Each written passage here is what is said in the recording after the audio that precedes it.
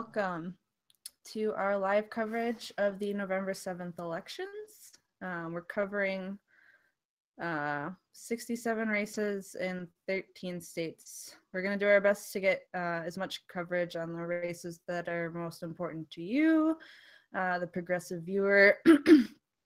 And today we have a couple guest speakers. My name is Gloria, and I'm going to be hosting this, and co-hosting is Eddie, who is a Kellen Quinn on Reddit. He's one of our moderators. Welcome, Eddie. Hey, Gloria, how's it going? Hey, yeah, are you excited? Yes, I've been waiting for a while for this. Yeah.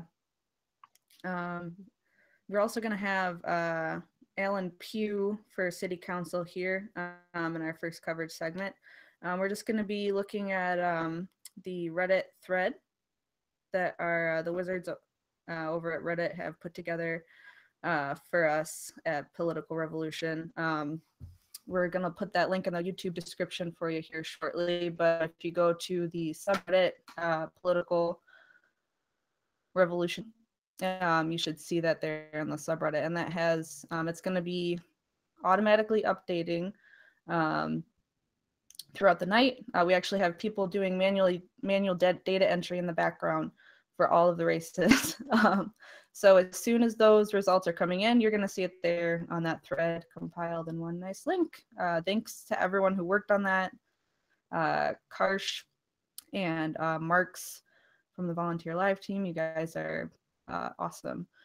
So anyways, let's just jump right into this. So we actually already have polls are closed on in the East Coast and in the Midwest, and we already have some wins, some really big wins coming in. We already have who was running in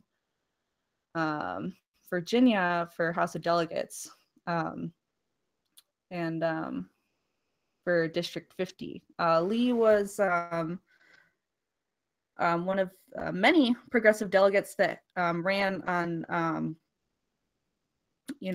primarily a platform of, what was really huge was that they were pushing Medicare for all, and Lee actually helped to write legislation, Medicare for all legislation, and now he's gonna be able to push it. We did it, yay! So we're already starting off the night really well. It's great. We actually have another projected win for Ralph Northam for governor of Virginia. So yeah, it's starting off to a great night. We've got a lot of energy out there on social media, on the ground. We talked a little bit earlier during our midday show about voter turnout and how it's at least in Virginia, for sure, it's been unprecedented. We looked at different states, and the data does show that voter registration at least has since 2015. And what I think that we might see happen in 2018, if we get big turnouts during that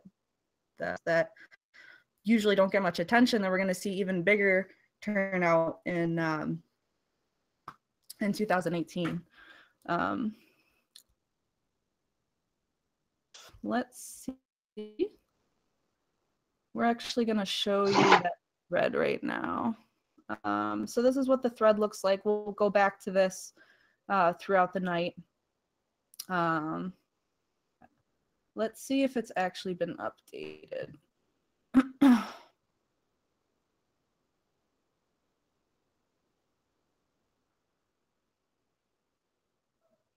Okay, we don't have anything yet. Well, that's fine. Oh wait, here we go. All right, looks like we've got some data for Pennsylvania. Pennsylvania General for District Attorney, which is Larry Krasner's race, and he is winning right now by a landslide. Wow, that's extremely hopeful. And then we've also got justice races here. That doesn't look like. The only thing I can't say is how many precincts are left for Port. Oh wait, no, here it is. Wow, this is so detailed, you guys. Wow, 7 of 50. Okay. This is great. What else? You know what? I'm actually gonna this might be a good time, Eddie, if you want to take over and talk about it looks and report on Virginia. Oh wait, I just reported on these. Well, that's fine. Yeah, there's a couple other Virginia races that I didn't talk about. And then if you want to talk about what it was like in New Jersey today, and some of the races that are going on up there, I'm going to stop sharing my screen. Yeah, yep, I'd love to. So yeah, New Jersey's been a pretty wild ride, you know, with the race and everything. The political revolution did endorse John Wisniewski. They did endorse John Wisniewski, and he did lose the primary race on the 6th. And then we were left off with Guadagno and Murphy. She was the former lieutenant, she's the lieutenant governor of New Jersey, and is expected to be decimated because she was in the Christie administration. And saying his name is going to rile up a lot of people. And and his approvals are still in the toilet. And I could definitely see this reflecting on the polls. CNN, as soon as polls closed, they called the race for Murphy. And now the real question is, by how much? And I went with my mother to the polling place today, and there's been some kind of lot. Yeah, there's been a pretty big line, especially in the beginning, in the morning.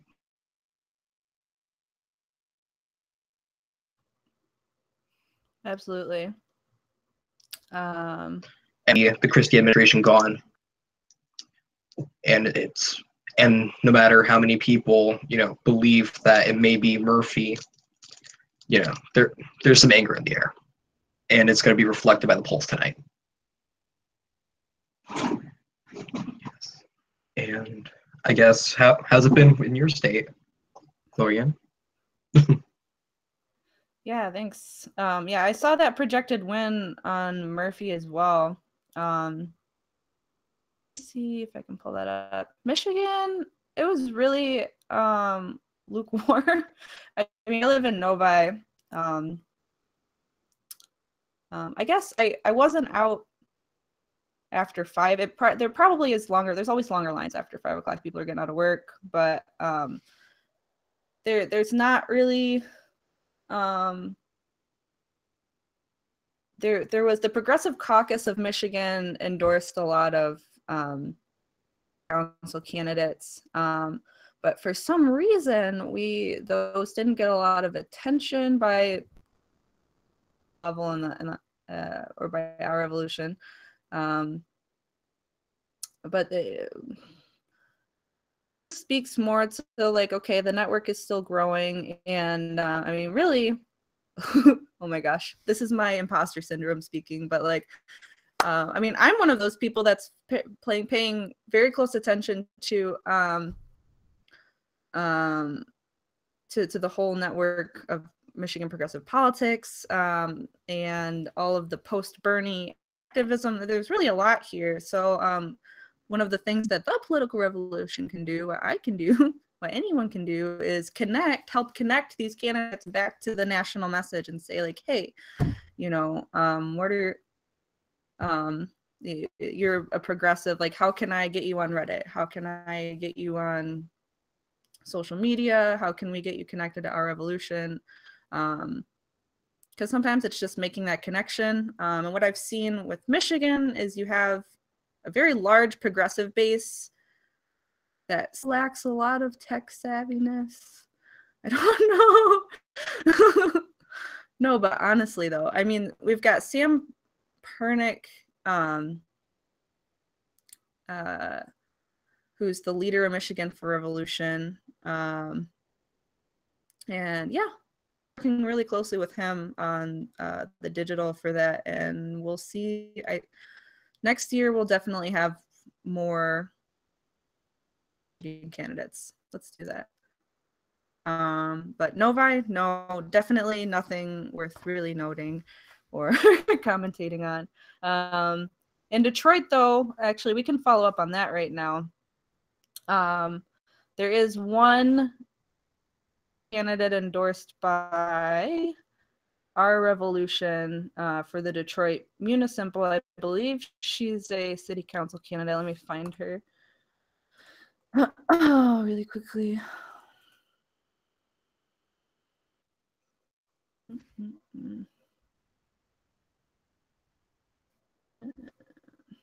Okay. So yeah, Garland Gilchrist. Let's check in on the and see if we have any results for that race. You know, actually, okay, I do have a funny story. So my grandma lives in Madison Heights, and she, I guess her next door neighbor was, and my grandma's lived in this house for 50 years. And hold on, I'm just multitasking now. This is a problem. She's lived in this house for 50 years. She knows every single neighbor. Everyone knows her, blah, blah, blah. And her next door neighbor is running for city council. And then I guess another in the neighborhood was running for city council. And my grandmother's son, my uncle, also still lives in the neighborhood. And he brings home one city council candidate sign, but my grandma lives next to the other one. And then she took out the other person's sign and put in the neighbors. And then I came over for Halloween most recently, and she had both signs up. So, but it's for the same position. It's just so funny. I don't know. Anyways, that'll be a pretty interesting Thanksgiving talk. It's funny. I see there's some returns on Michigan, though. Yeah, that's a pretty big win, if I'm not mistaken. That is a huge win. Yeah, oh my I was God. not expecting that. Yeah. Wow.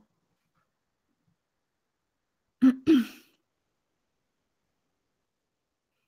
I kind of just want to start tweeting this. Is that bad? Is that irresponsible? No, I have to focus on being a host. Okay. Anyways. And you did say this was for clerk? That's what I'm seeing on here. Yep. Guess who wants to come on, guys? I'm going to go ahead and give Alan an invite. Yeah, let's see how he's doing out over there in Illyria. All right.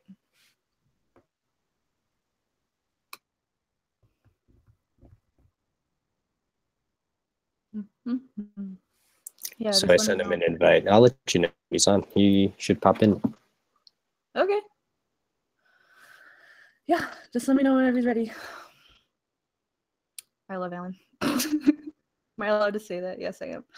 Alan is great. Alan, we talked a little bit about it again during the midday segment, but he's like our resident candidate. Our whole like little group kind of has lived out of Slacks for the last 2 years, Slacks and Discords, and he's been like since I can remember, just been around since the beginning, since before even Political Revolution was founded in July of 2016, and to see the follow through from candidacy to election night is just so amazing. So great. Oh, hey, we've got some results in for New Jersey.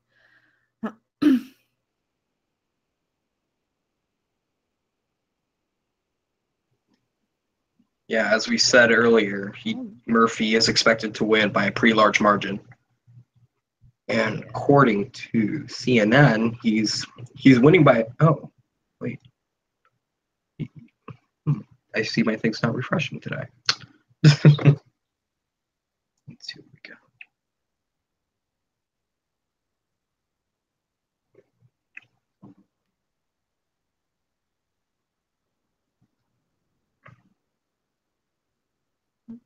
Can't wait to see these results come in for Elyria. Yep. So that's where Alan's running, Elyria, Ohio. I don't see anything.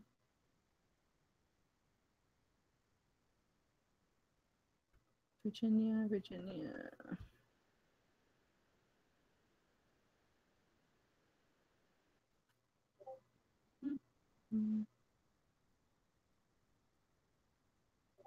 Let's check out the election day hashtag on Twitter. Why not? Oh, right. I saw this too. Danica Rome, the first transgender state legislator.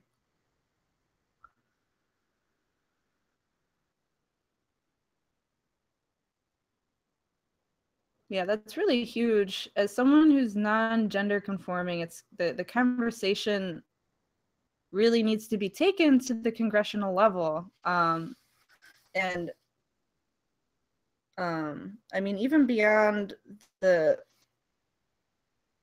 just the basic rights that we have, that LGBTQ like need to have as human beings, but the greater conversation of gender identity and all of that. And that begins when we have transgender, LGBTQ, non-gender conforming individuals in Congress. It's representation. That's what we need. We need more of it.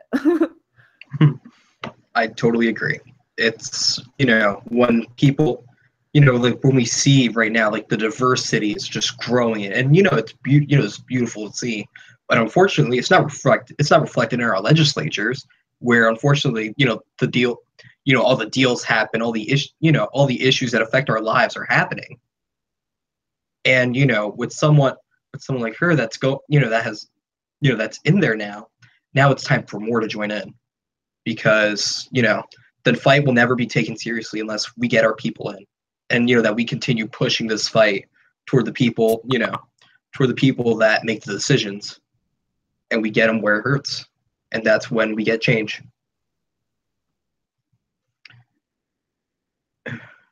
I hope. Yeah, absolutely.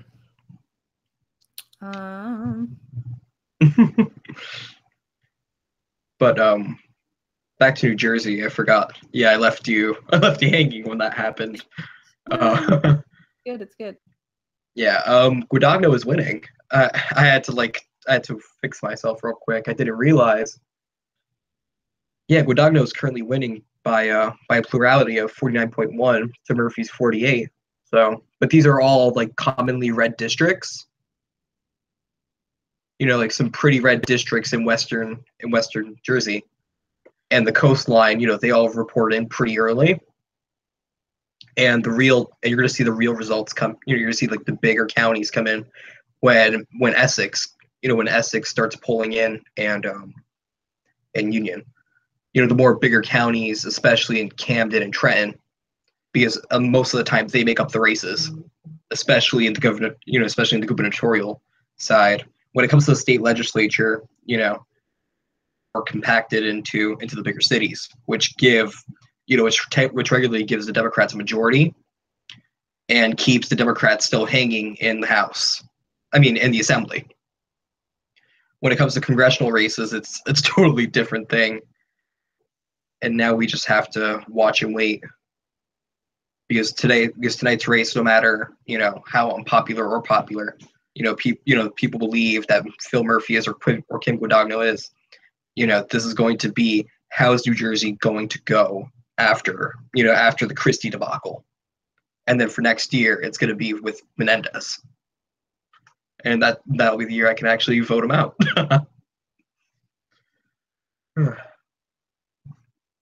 And Chloe, I think it's your time to shine. All right, let's take a look at the Reddit thread again.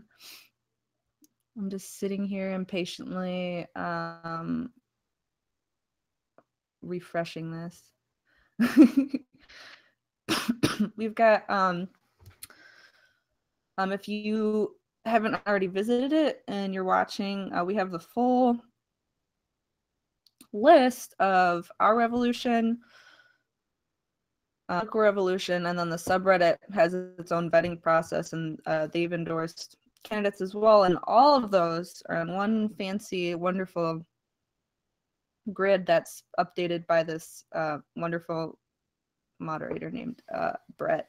And his handle is Dead Poetic, and he does a lot of the background work that no one really sees until it's like really beautiful. Anyways, so everyone with a little flame emoji is running here, and I'm actually gonna share my screen so you guys can see this.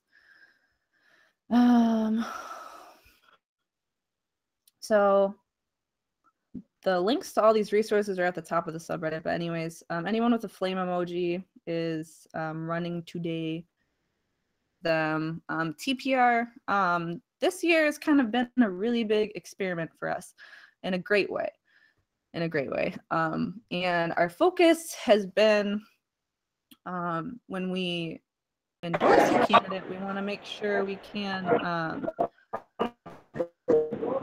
Oh, hey, Alan's here. Okay, I'm going to stop talking. Hey, Alan, how are you? 1 second. Okay, 1 second, he says. Alan, thanks for joining us. Just getting to a quiet area. How are you guys? We're great. How are you?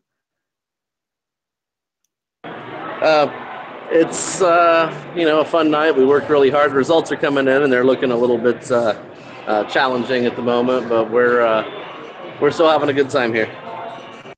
Awesome. Where are you at? Just a local bar? Yeah, we are typical hangouts, Buffalo Wild Wings, so that's where we're at right now. I'm actually going to step outside for a sec. That's awesome. So how was the campaign today?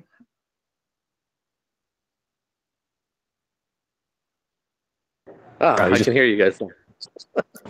How was the campaign today, Alan? It went really well. We stayed really busy. We had people outside of most of the locations, polling locations. We had some great responses from folks. Had a couple of the current incumbents from wards come in and say hello, and they were, they thought we put together a really good campaign. Some of the younger guys that are on council now, and hoping that we keep pushing forward and keep organizing not only for the results that are still rolling in for tonight, but also moving towards 2018, to make sure that we stay organized beyond just the local level and start supporting some of these, larger candidates as well that are going to be running for, state house and things like that. Awesome. Any results that you guys can share with me right now? I have not been able to keep up with anything at all. Oh yeah. So Lee Carter won. Ralph Nice. Northam. This is Virginia. It's mostly Virginia, New Jersey that's coming in right now. Who else? Murphy, projected winner for New Jersey governor. Excellent. And those are the big ones right now. All right. That sounds good to me. We've got the group in there. I just know that once I get back there and get the group together to, say hello, that I'm not going to be able to hear you guys anymore when that point comes. Oh, that's fine. That's totally fine. Yeah, I'm so glad they were able to join us. Absolutely. And thank you for running. And I just keep ranting about you. After this, you have to go and watch my stupid videos. I keep raving about how much I love you. We're working hard, and it's a little bit different type of campaign and different type of people than you usually see in office. I think that's a good thing. So yeah, absolutely. I hope that next time we do this, instead of 4 opponents for the 11 incumbents, we have at least 11 opponents for them, maybe even more. Yeah, and you'll be the inspiration for that, I'm sure. We're going to keep organizing. In the meantime, I wanted to show you guys the little party that we put together tonight. So I'm going to head back there now.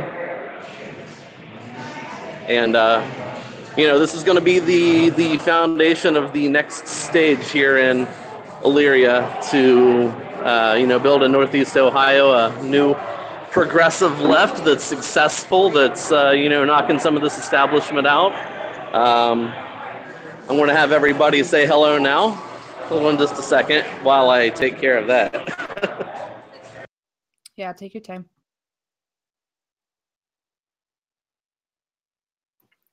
Got to make a shout out to Skeebs. Skeebs, you're a ghosty boy. Okay, more cheering.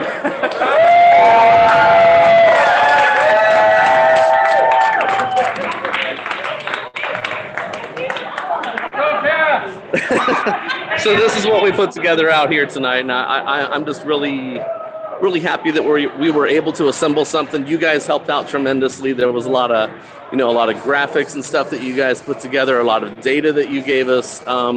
So more so than just the work that we did here, I wanted to take just a second to say before you guys go back to your regularly scheduled programming that we, as first-time candidates, especially in these local races, couldn't do it without a political revolution, without what you guys have contributed.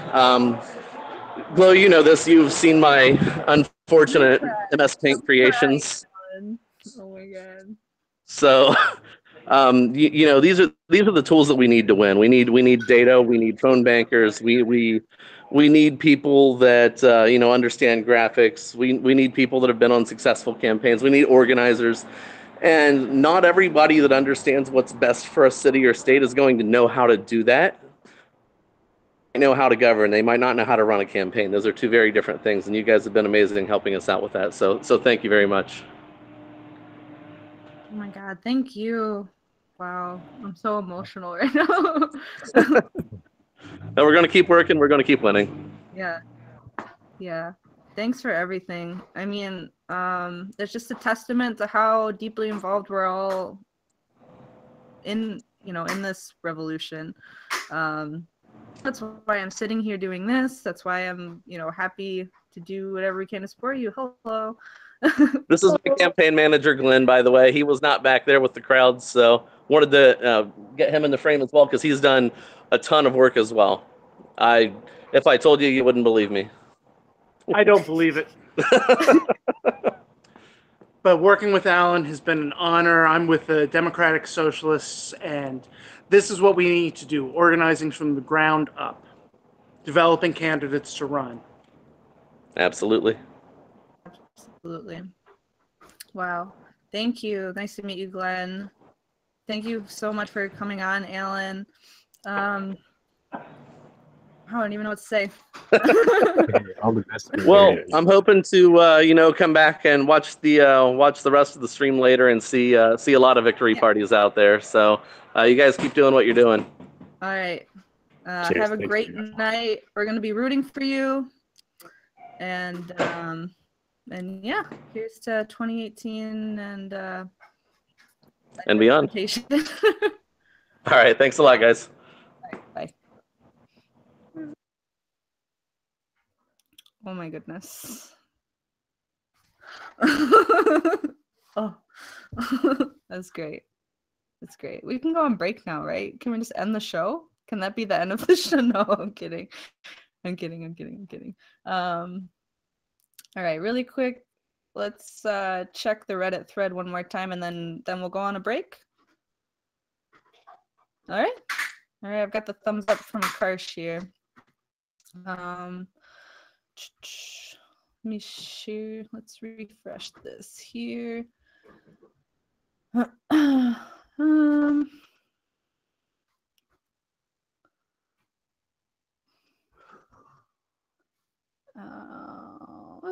got a little bit for Missouri. Let me share my screen here.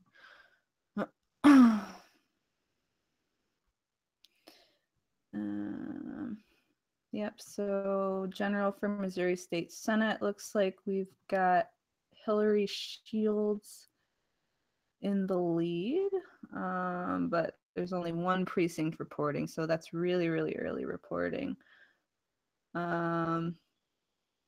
No updates yet for New York. Alan said that there was some results for Ohio, but that may not. Oh, okay. We've got Columbus City Council, but not Elyria yet. So those might not have been updated yet.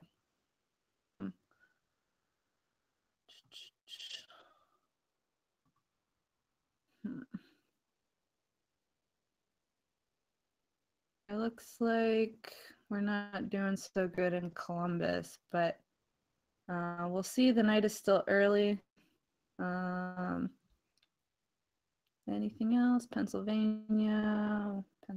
Larry is still incredibly in the lead. I'm pretty sure that's a win for him.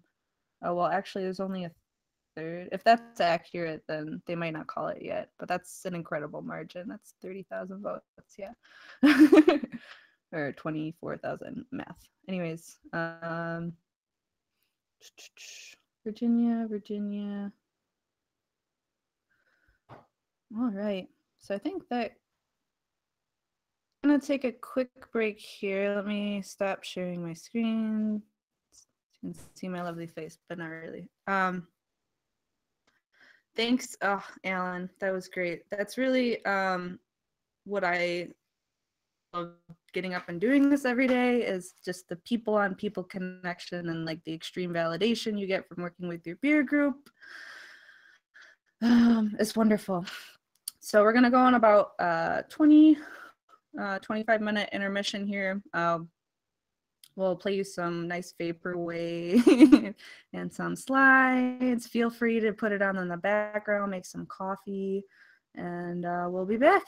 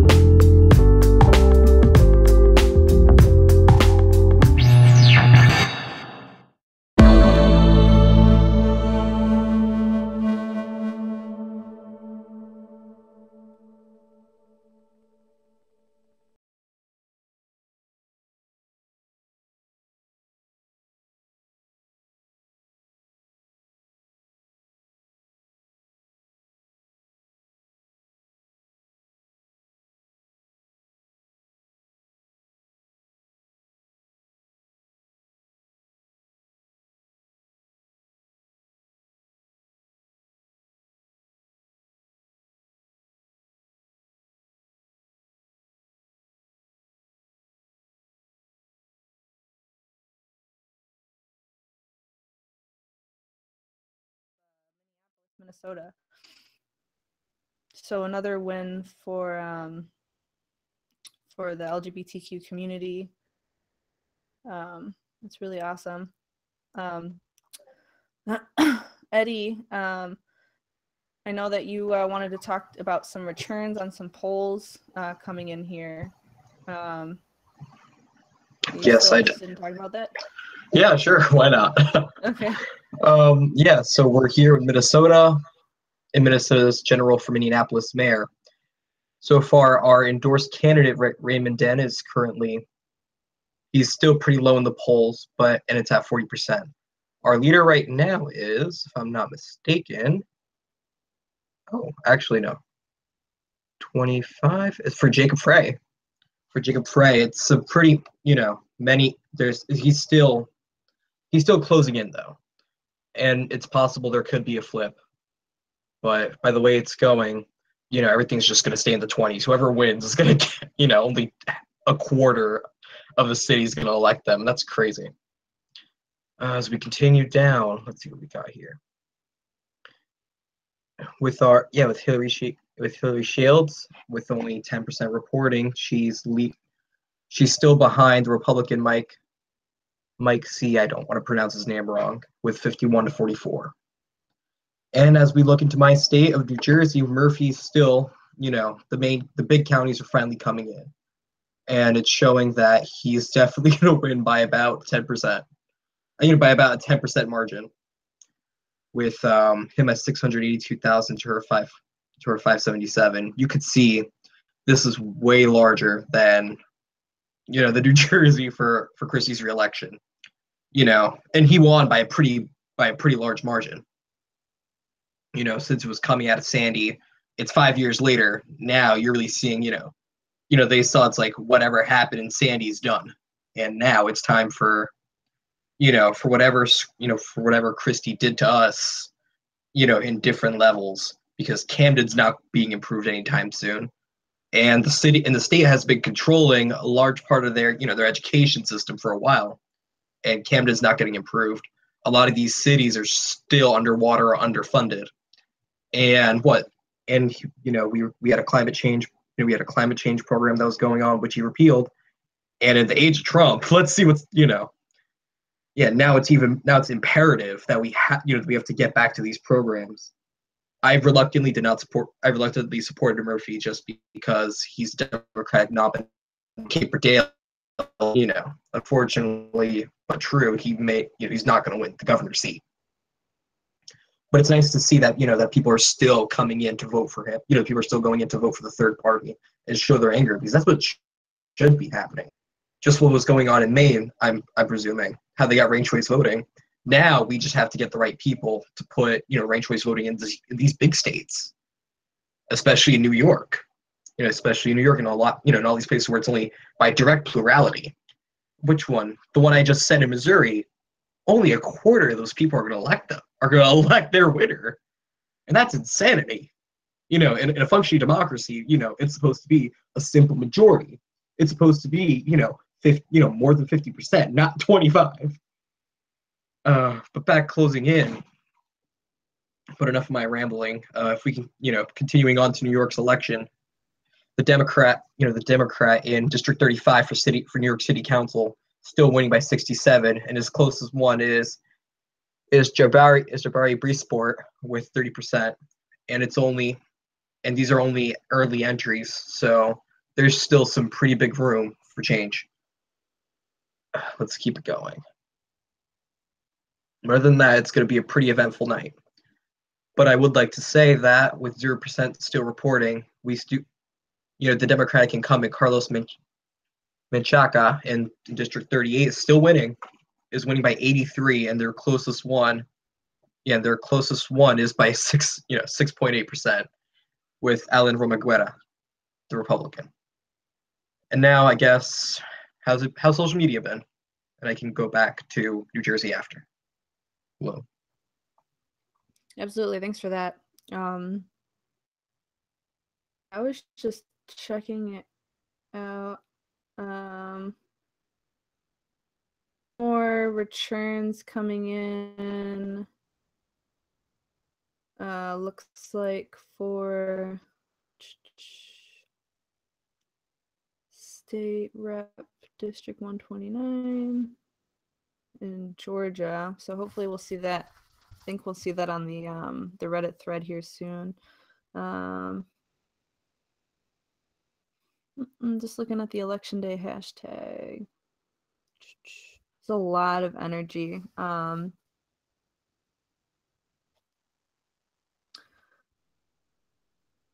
It's a lot of interaction, and this is just making me so hopeful. Working and doing this is so wonderful, and this is the proof. I've been saying this on and off, but the proof is in the pudding when it comes to enacting the progressive message, but making it into tangible and tangible action that's going to change the systems that we have in place that creates these breakdowns at the education level, at the healthcare level. This is where it starts. And I just, it's such a huge source of empowerment and validation for me personally, but I'm sure for everyone who's put their blood, sweat, and tears into these campaigns, that all we need to do, and it sounds terrible without context, but just care a little more. Just care a little bit more. But it's hard to do. That's part of the, why we're here. The system, the global system, American government systems are oppressive. So this is really encouraging. I'm just looking for any major results here. I think the results are going to be trickling in all night here.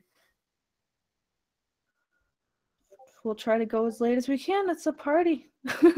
Let's follow up on the Discord, actually. Let's plug some people over there. For anyone watching, definitely you need to get in the Discord. There's a link on the sidebar of the subreddit, and I think we put these in the YouTube description, but if not, we'll throw it in there for you later. I'm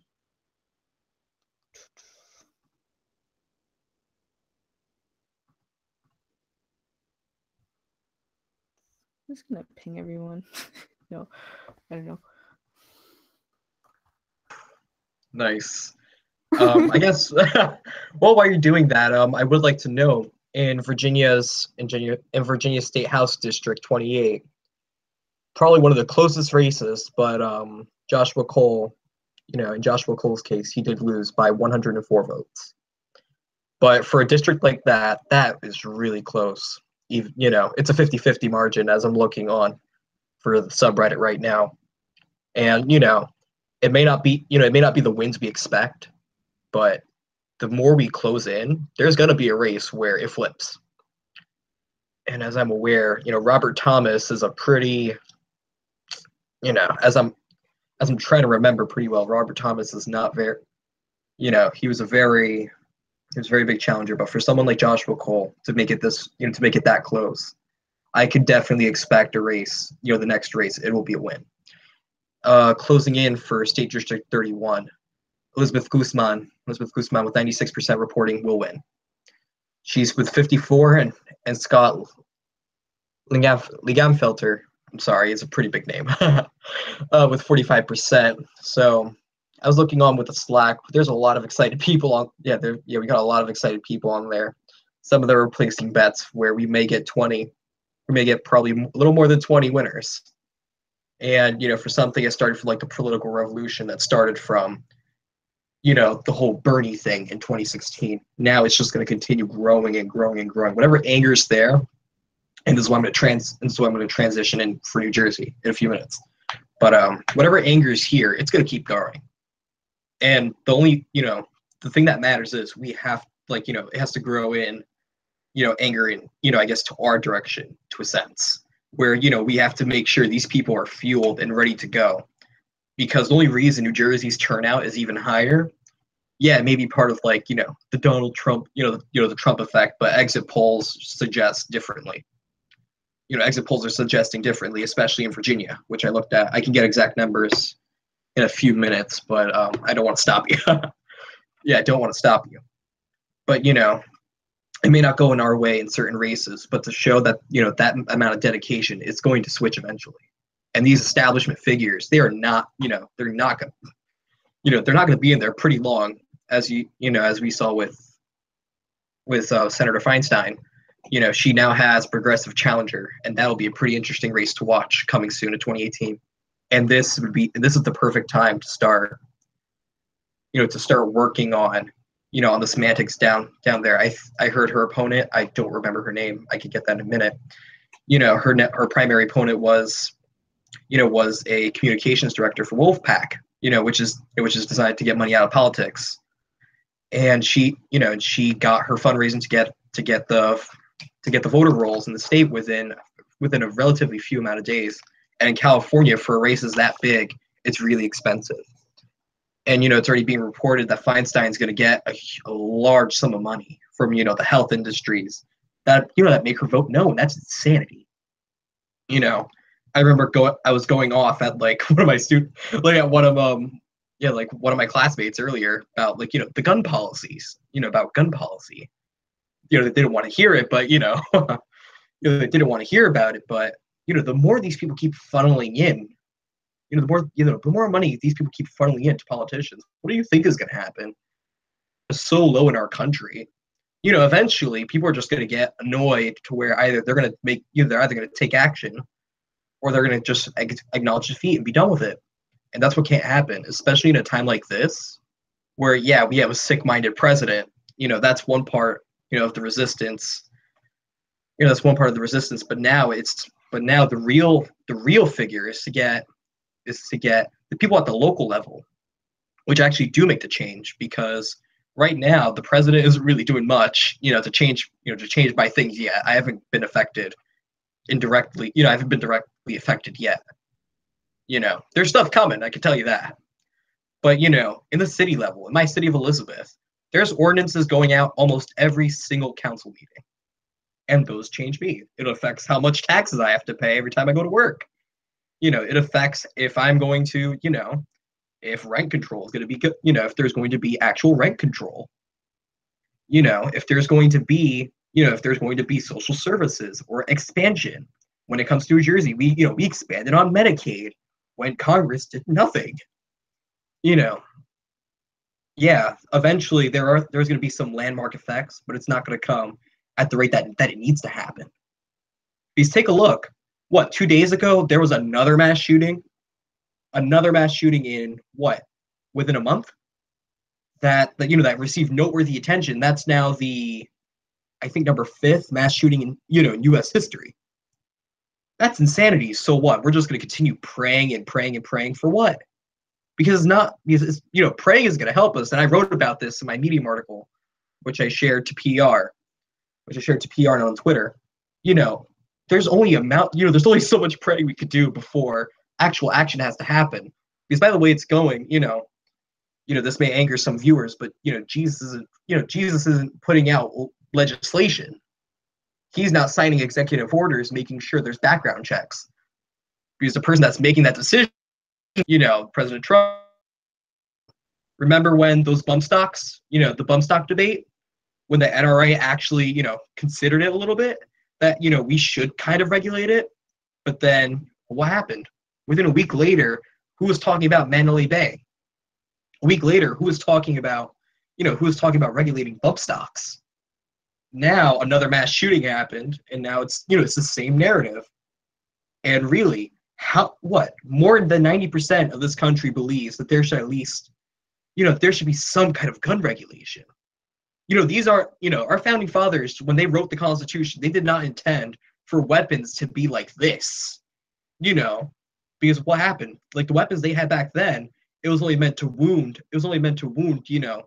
someone temporarily and let the infection do the rest of the job. They weren't intending bump stocks and AR-15s, to be to go around just, like you're buying something from a corner store. And, and more of these people, time and time again, they had in trouble, which was pretty interesting. I was watching the Young Turks live yesterday, and Hannah Cranston pulled out a pretty interesting fact.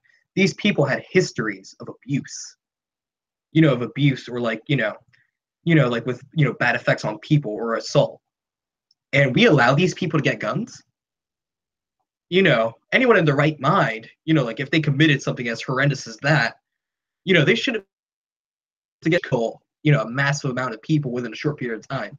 These guns weren't meant to hunt, because you're not going to go, load a deer. You're not going to go load a deer with God knows how many bullets just to take one thing out. There's an issue to begin with, especially with armor-piercing bullets that kill cops.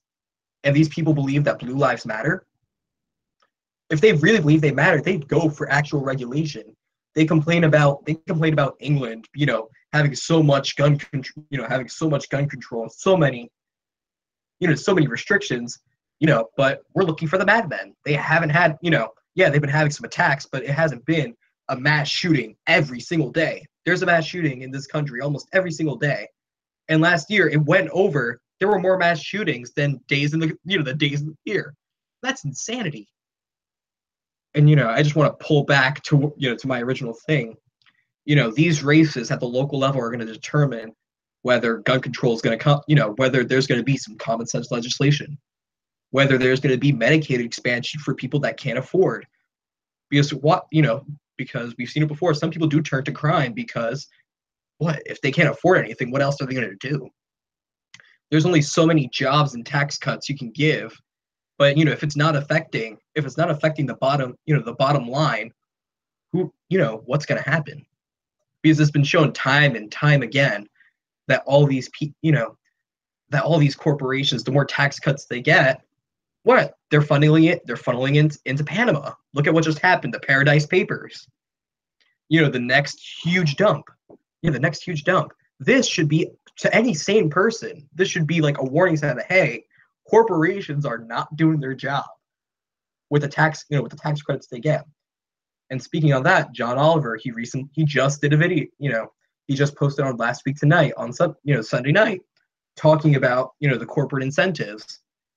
And look at what they're doing. There's barely any regulation for it, but they get hard-earned tax dollars that I get, hard-earned tax dollars that you Karsh Carl, and many people watching us right now. They get our hard-earned money, but then they only yield one job. It's insanity. And to pull it back, and now pulling it back into New Jersey, we're a pretty corrupt state. We've dealt with Corzine, Christie, now most likely Phil Murphy. With Phil Murphy, he's already at 52 and it's 45 for Guadagno. So it's most likely going to happen, and we're already at 64%. There's most likely not going to be a change, or unless there's a county that I'm missing, that's like extremely red. But for a state as corrupt as New Jersey, there has to be some kind of line, some kind of even if it's not a progressive, it has to be someone that's like, here, we have to stop at least a specific aspect. And most of it happens in the state legislature. We have to get these progressives that are there, and unfortunately, it's not going to happen because of Donald Norcross, the Norcross family, which they control Camden, which is one of the most violent cities in the country. Because they haven't seen any improvement, and the state has essentially had their government, in their clutches for years now. And now with Phil Murphy, he's saying that he wants to have public banks, which is good on paper, which I like the idea, with the decreased college tuition, and when he was like trying to talk about Medicare he was trying to talk about single payer at one point during the debates against John Wisniewski, the gubernatorial candidate we endorsed, which I volunteered for on almost daily basis. And, and we didn't get that. And I don't believe that Phil Murphy is going to bite the hand that feeds them. He's self-funded, he funded a lot of his campaign by himself, but you trace the money back to where it was, from Goldman Sachs, from all these executives that, that love getting those tax cuts, that love screwing over, the American worker. And now we're going to go into a next term where if there is a scandal, most likely I would not be surprised if he survives. If he doesn't survive until a second term.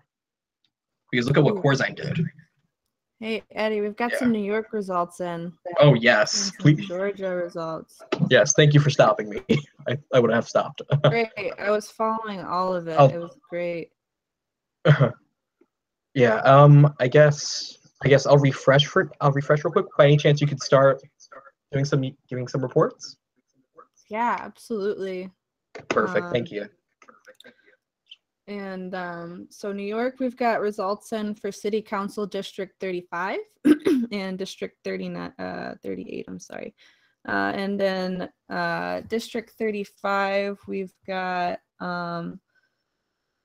Jumbo coming in at 67%.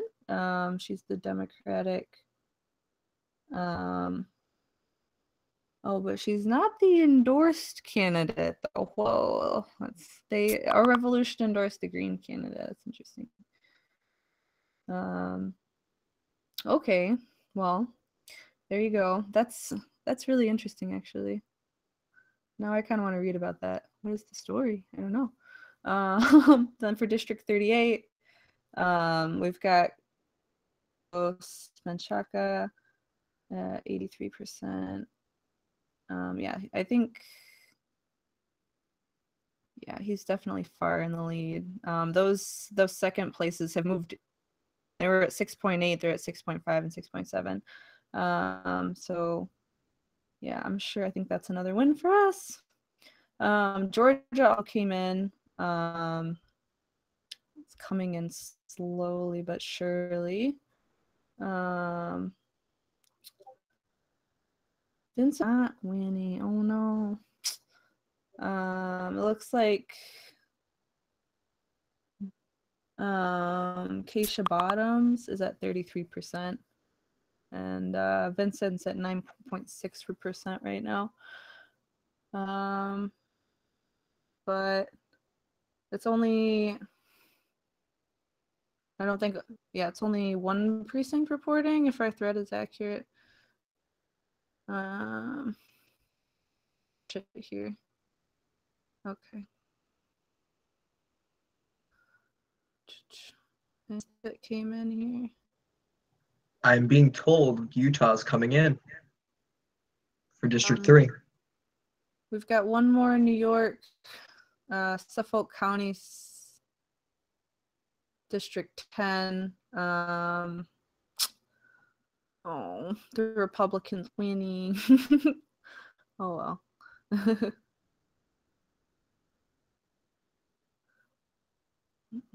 Let's see. Report on Utah, Eddie? Sure, why not? So far with Utah, it's for the 3rd congressional district. You have nothing yet in the mayoral race. Okay. But that should be coming in pretty soon. So far with John Curtis leading by about 200 something votes. Yeah. By a 45-44. With Kathy Allen and 44%. There's still no precincts completely reported yet, so, and Utah's pretty big on I think mail-in, voting early, as I'm trying to remember from the general election last year. So this may be a pretty interesting race. We don't have any endorsements there. We don't have any endorsements in this race, but it'd be pretty interesting to see if the margin's closed by with Chaffetz leaving. If there's someone, if there's a possibility for Kathy to come in, it may not be, it's being, it's still touted as a pretty safe Republican district, but the real question is by how much she could close it by either, the Trump effect or, or just like how bad, or just how draconian the Republicans are being touted as right now, especially in the tax cut debate. Popularity for it's going down the more people realize, and the more people realize those tax cuts are going to be tax increases for about a third of the population, especially in the lower income brackets, just to make up for the tax cuts the rich the rich are going to get. Mm-hmm. Yeah, so now we just wait and see. Let's see what else we got. So far to huh? Oh, Oh. go ahead. Go ahead. I guess let's take it to Pennsylvania. So far with 18% reporting, it's still pretty close. Yeah, only about almost 2,000 people voting in for the Middletown Township town auditor. Anna Payne, endorsed by us, is so far winning with 52 to 48. And those results, we should get an update pretty soon. For the justice of the magisterial district in Pennsylvania, excuse my English today. So far, Mick Pappas, endorsed by us, is winning by 56 to 44, and he's most likely going to win. So far, it's at 74% reporting, and they're winning by almost 1,000 votes. So tonight may be a pretty big night for the political revolution, guys. I guess, is there anything else? Yeah, I'm looking at social media here. Actually, okay, so there's a lot of, we've touched briefly on it here in our discussions, and there's so I think it can be boiled down to dem enter, dem exit mentality, right? And beyond that, or when you talk about, I guess, how people are viewing the wins tonight. So we have the conversation of, people saying congratulations Democrats, right? And it's like there's candidates running as Democrats, but the reason, or I guess I don't have any data to back this up, but I just have my own experiences and what I can see with my own eyes is that the reason there are Democrats taking seats from Republicans is because they're running progressive campaigns. Like, this is really unprecedented, I mean, we just had 2 Latinas and a trans woman get elected into transgender individual. I'm sorry, I don't have it in front of me, but get elected in the House of Delegates and take away those seats from GOP incumbents. Like, that's amazing. I hope to say that. I'm going to say it to myself 1,000 times. It's beautiful. But that's more a testament to them and their hard work, and not, the Democratic Party, because not very many of these candidates got help from the Democratic Party.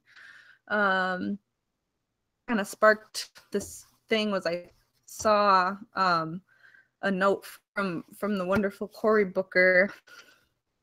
There's much debate on the left. And he said, there is.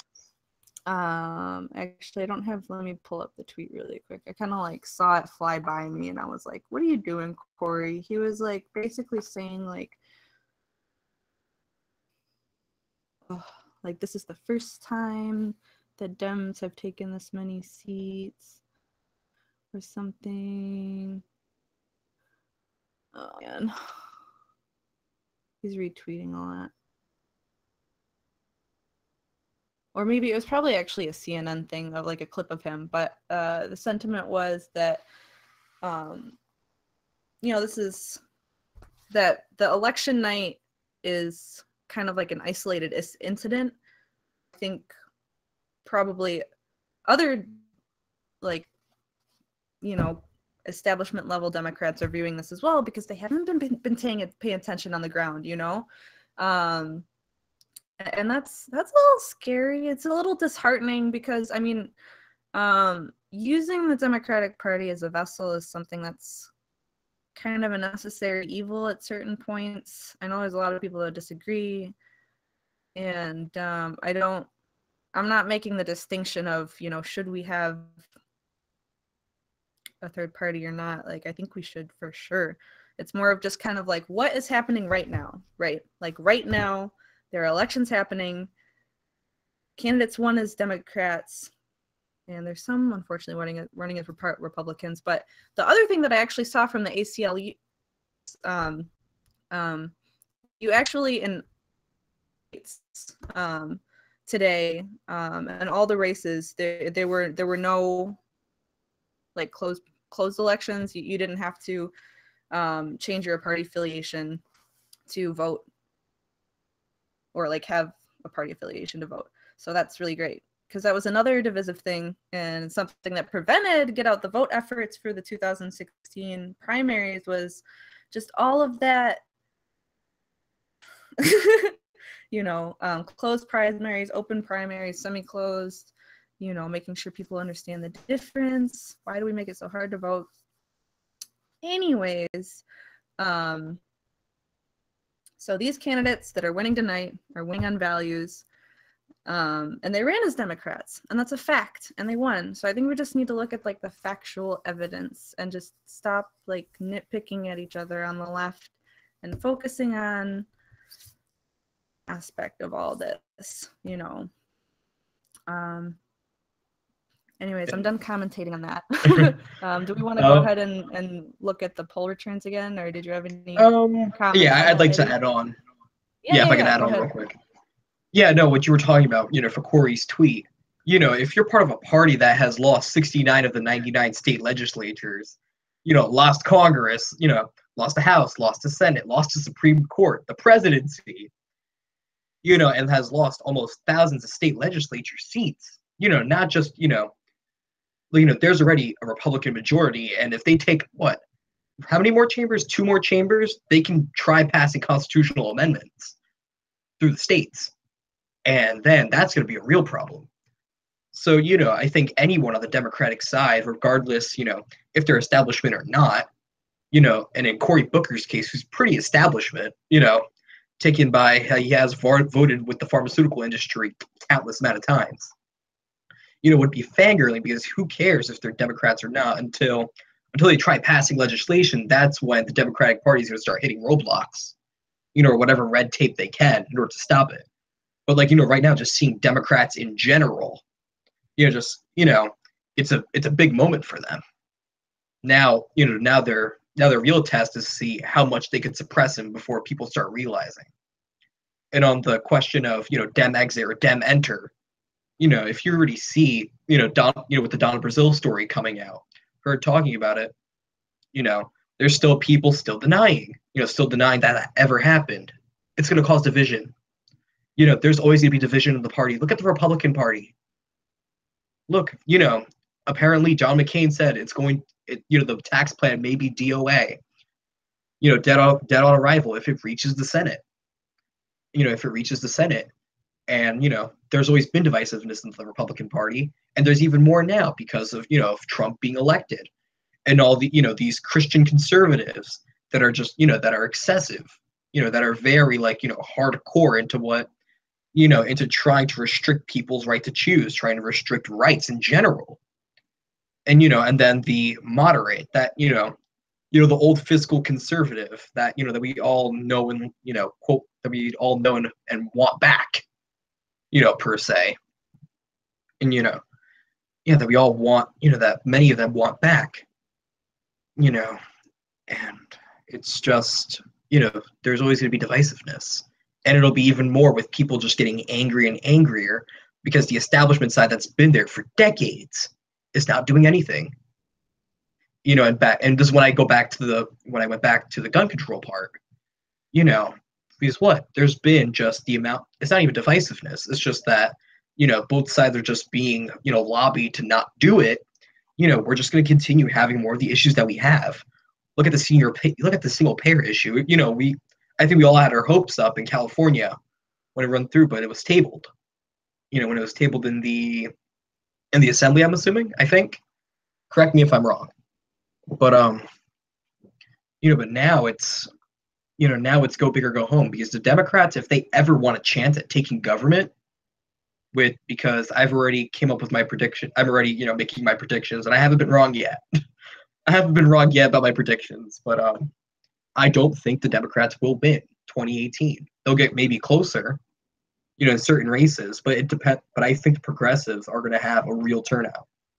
The people and Justice Democrats, the brand new Congress, us, our revolution. I think they'll have an actual thing because they're voting on, because they actually want values, not the look at my prefix, it says D on it. Vote for me. because, and, you know, people are starting to realize that. And I'm hoping so in my district because, yes. Yeah. Yeah, you know, people in my district, you know, we have Albiocides in District 8, and he actually wants to vote against net neutrality once it actually makes it into the House. And he's a Democrat. It's crazy. Yeah. Glow? Yeah. Sorry. No, what you were just saying about branding, right? And like using the Democratic as just like okay, I've got this, you know, on my sleeves, so that makes me a you know, well, whatever candidate. I think we have to be wary of that in the progressive community as well, like using progressive as a brand versus like really like, okay, like break it down. We're socialists, right? We care about people. All of our values stem from that human part, right? Democracy is a huge part of that. And then we have cornerstone pieces of legislation. And I think, anyways, I won't go too deep into that. I just had the thought that I think that when you talk about these identity breakdowns, it really starts at the level where, and I'm getting really, really psychological with this, but I love that stuff. But when you attach a label to a group of people, and this is really like basic, and then people identify with that, there's a sense of otherness, right? There's everything that's the other of that label. And unfortunately, people have a tendency to reject what is not in their understanding of their label. And we see that breakdown, like, I mean, even in our Discord, like even, you know, even between individuals, the meaning of progressive or Democrat can mean something different.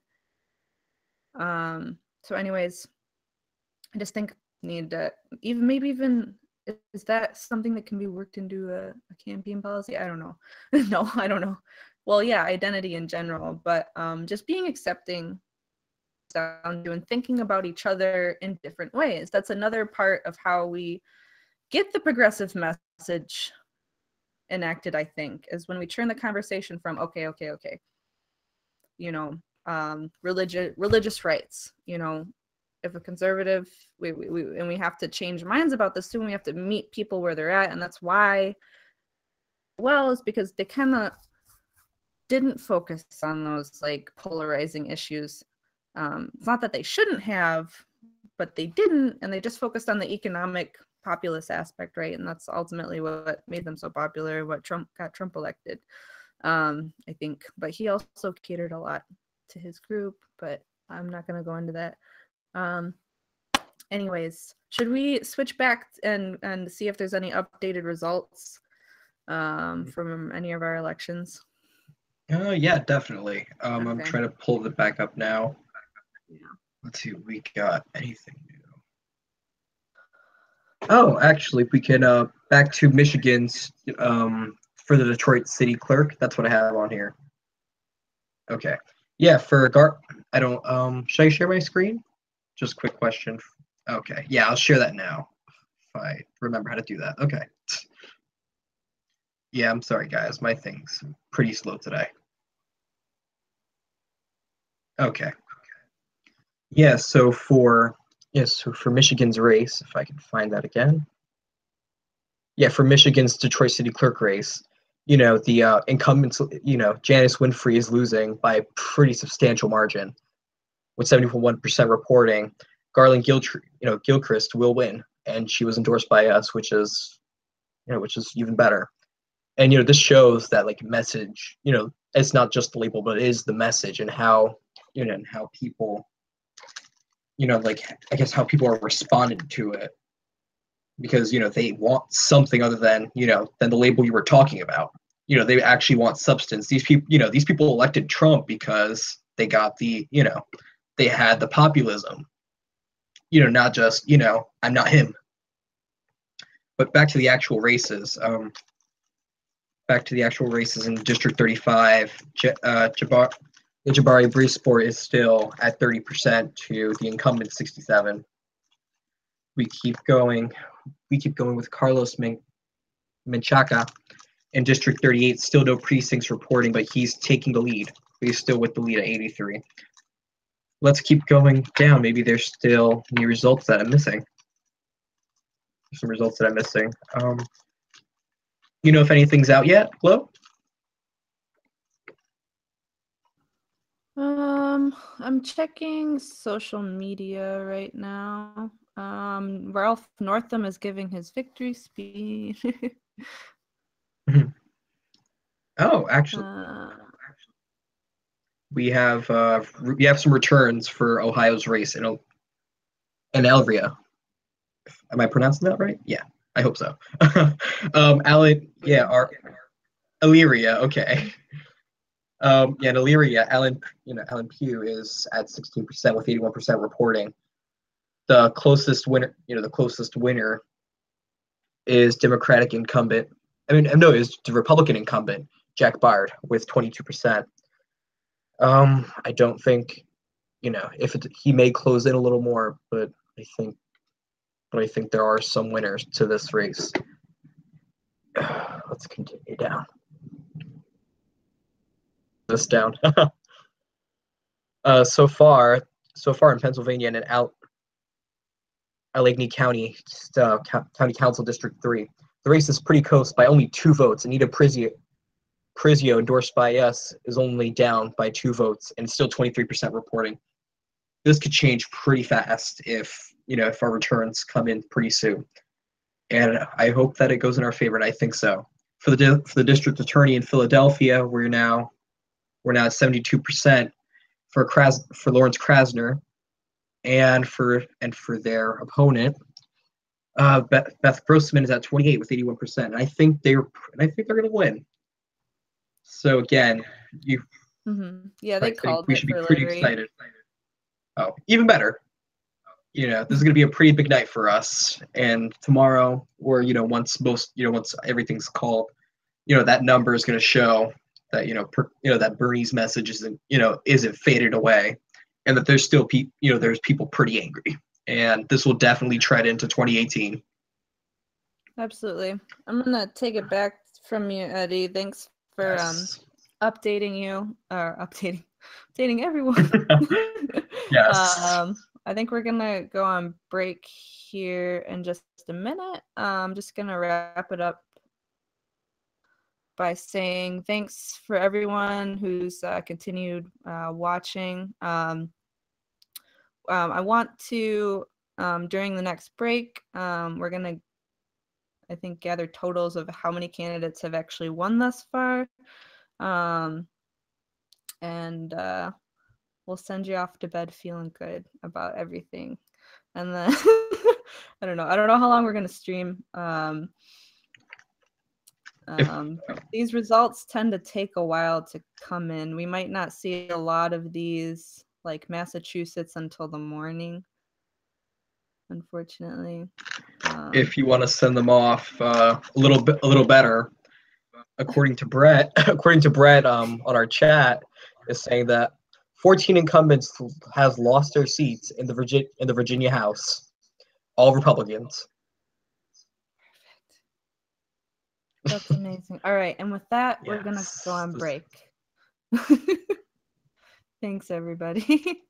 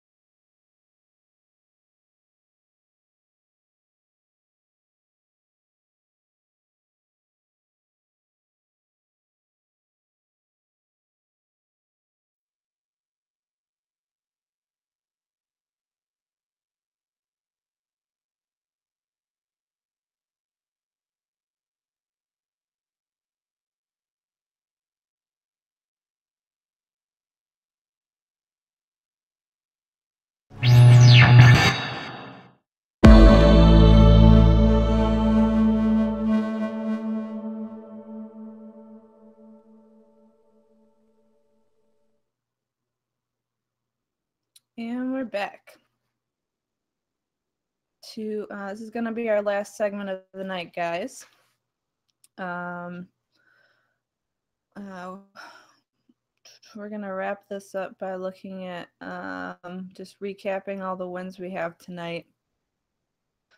Some elections we still don't have results yet for, so we're going to have to wait for the morning, or if you're going to be up late tonight, we are going to be updating our Reddit thread as long as our moderators can stay awake, and we'll probably be chatting in Discord as well. So if you're awake, definitely join us there. To everyone who stayed with us, tuned in to watch our coverage of this historical date. I just want to really quick, before we go over the results again, give a shout out to some really special volunteers. Carl, first of all, who's running the stream right now and have been doing any of this without you, so thank you. Karsh also running tech in the background and also helped put together the script that is actually running in the background doing the results thread. It's like a Airtable integration, and it came together last minute, and it's amazing. Eddie, thanks for being here. And then we've got Anthony, Ryman, Brett, and High Energy Voter, which welcome to the mod team, by the way. He's one of our newest mods. They are all the ones, you know, looking at all these election or the web pages into the thread for you guys to be able to see. So thank you. Oh, and also, we mentioned him a little bit earlier, but we have a moderator who's near and dear to our hearts. His name is Skeebs. And to say hello today. He retired a little bit ago, but thanks for supporting us, and we miss you. And to our team for the work you guys do every day. And special shout out to Reddit user 4now, 5now, 6now. Thank you. And thanks for all the phone calls and the donations and the moral support that you give to us every day. So thank you. Anyways, Eddie, do you want to just comb through that Reddit thread one more time and see if we have any updates there? Yes. I'm being told by Brett right now in the back that Utah has been called for the Republican. I'm here with John Curtis with 45% reporting. John Curtis at 59. The closest one is Democrat Kathy Allen with only 25%. And Jim Bennett are independent so far, taking 9%, you know, dragging it down significantly. And I don't believe, you know, I think we all know that it's not going to go any higher for the Democrats. So I think there's been no change, even with, you know, which some people are calling, which I'm going to go back to the Trump effect or any, like, you know, the Republican effects, especially in this district. And it'll take a progressive to probably switch that. Hey, guys, 2018 is coming. Let's see. For Virginia State House District number 2, Jennifer Carroll Foy, with 63% to Mike May. It has been called the winner. Let's see, what else do we have today? Yeah, I reported number 20 has been reported. I think Georgia, some more results came in for Georgia, if you want to come through that. Oh, really? Yes, Yeah. yes, I can. All right, let's see what we got. Oh, I forgot screen share. Look at me today. All right. All right, and you said Georgia, yes? Yep. Okay. All right, perfect. Okay. Scrolling up is my thing today. No worries. Love you guys. Yes, all right, so we're in Georgia with the Atlanta, Georgia mayor's race for Vincent Fort so far at 9.7% with the leader Keisha Bottoms with only 1% reporting, which is, you know, I think this race could change pretty fast. In Georgia's general for Clarkston Georgia's mayor race, Edward Terry has won with 480 to 341 votes, with only one precinct, with 1 out of 1 precincts reporting. Let's keep it going. Let's see what we got today. Let's see what else. In Iowa's mayoral race, John Halo has won to Victoria Strapinski's 42%. I think we have some call. Nothing in Connecticut yet. Yeah, I thought I saw something for Connecticut. I guess let's keep going. Has there been anything new on Twitter? No, that I can see. I think Georgia and the Iowa were the last ones to get updated. And I think we're gonna send it off here at 11 o'clock. So let's wrap it up just by, I just combed through the endorsements, or sorry, I combed through the Reddit thread and I'm looking to see, I'm trying to count. All right, so we've got, all right, so I'm just gonna briefly go over endorsed candidates that are currently, or have won, or currently in the lead. And then I think we can wrap it up with a few final words and send everybody to bed. Okay, so, all right, so we've got Carlos Menchaca, we mentioned earlier. He is currently in the vast majority for New York City Council District 38 at 83%. I don't think that race has been called yet, though. We have, I'm looking at, the Ohio Cincinnati City Council race came in. Oh my goodness. There's over a dozen candidates running in this race. I'm not going to go through every single one, but let's just comb through really quickly. I'm going to share my screen here. Looks like we've got Chris Seebeck, the incumbent, lead, also another incumbent in the lead. Yeah, so like you were saying earlier, Eddie, you know, we win some, we lose some. We had 2 candidates endorsed in this race. We had endorsed Brian Gary, and then Our Revolution endorsed Tamaya Denard. It's not looking too hot, but they ran great campaigns. We worked directly with Brian Gary's campaign. Like Alan said earlier, what these candidates have done, you know, regardless if they win or lose, is that they've created little progressive hubs in their communities, and that's how this stuff starts at the local level, at the grassroots, and that's why we're doing it.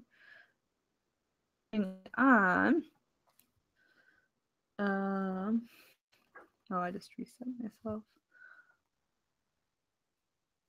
I was in Ohio.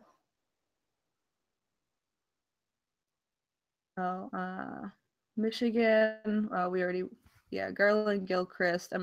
Yeah, that's 71% reporting. Oh no. Oh no. The incumbent went back in the lead. Oh man, I'm supposed to be making like happy things happen. All right, we're moving Come on, forward. Glow.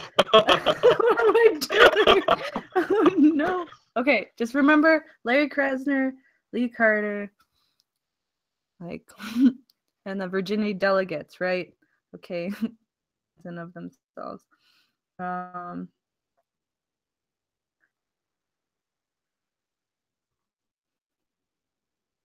Carlos, Ohio. Okay, so Cleveland City Council, the Our Revolution endorsed candidate is winning right now at 51%.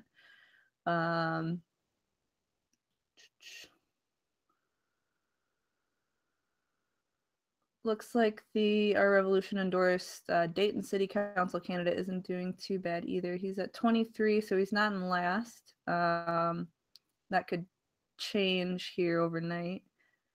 I'm just gonna.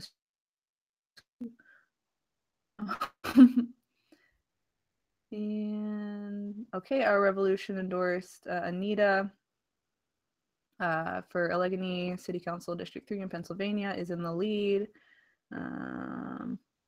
Larry won. Yay, Larry. Head thoughts. Our Revolution endorsed McPapas for Pennsylvania General for Justice. Is in the lead, currently beating out the Democratic incumbent. He's running as an independent. That's really interesting. That's really, really interesting. Our Revolution endorsed Anna Payne for general township is still in the lead, to 18%. So It's a really tight race right now, but that's still hopeful. We've got another that she's beating out the Republican there. All right, we're almost at the bottom here. Jennifer Carroll Foy for State House. Oh, yep. Okay, so yay, we're now at all the Virginia wins. So let's just go over those really quickly. Okay. Jennifer Carroll Foy, Will King. Joshua. Ooh, this is tight. Oh man, that was a really close race. Elizabeth Guzman was another winner. Lee Carter.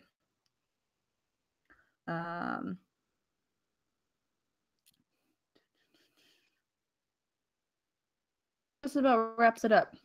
So yeah, some really big wins, hopefully more wins. We still have entire states that we don't have reporting on yet: California, Connecticut, Massachusetts. So like I said earlier, you can just look at the Reddit thread for those results. We'll be updating them as long as we can stay awake tonight, and we'll be updating that tomorrow as well. Thanks once again for everybody for watching. It was a great night. We're going to be doing more stuff like this in the future, more elections coverage and event coverage. And of course, we have a weekly show on Sundays where we talk about, we discuss different topics, discuss issues, and give you the updates in our little volunteer hub, our little corner of the revolution. So Eddie, do you have any final words you want to send us off here? Oh no. Oh no. Okay. I was just getting started. No, I'm joking. No, but it was wonderful working with you guys. I'd like to thank everyone, for just doing, for doing all that. Because I don't think I would have been able to do that. Try to go back at it on the 14th for I think it was Georgia's race. Yeah, Georgia's race. Yeah, that was a pretty interesting thing in itself. But you guys do miracles, and it couldn't, none of this would have happened without you guys. And thank you, Glow. Thank you, Glow, for being with me and putting up with my 30,000 you-knows. Thank you, Karsh, and thank you, Carl. And I hope to see you guys soon. All right. Well, it was a great night, revolutionaries. This is a testament to the hard work that has been put in, and a testament to the wins that will happen in 2018. Feel the burn. Have a good night.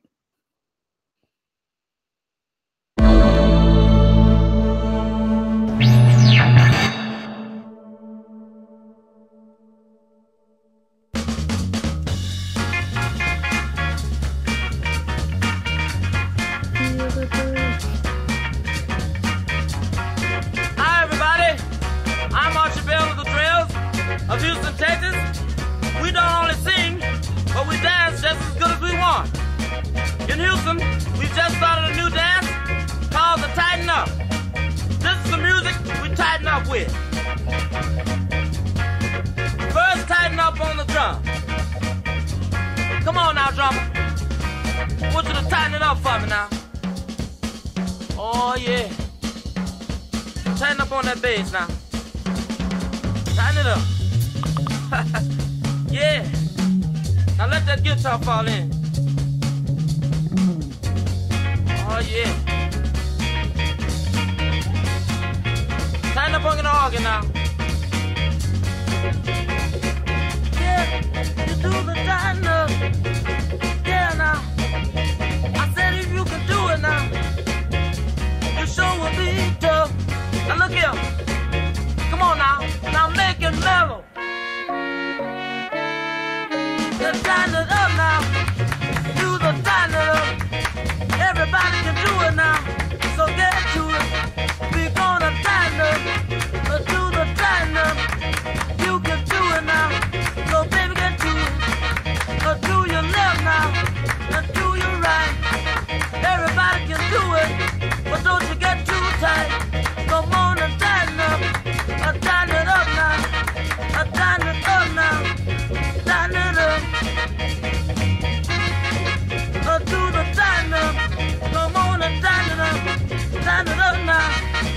now, Billy. Tighten it up.